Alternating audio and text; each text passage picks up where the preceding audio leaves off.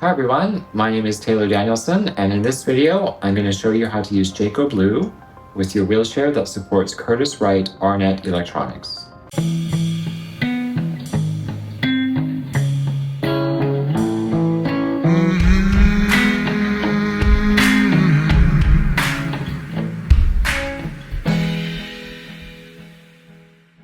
This straightforward method is perfect for Jaco users who prefer a wired connection.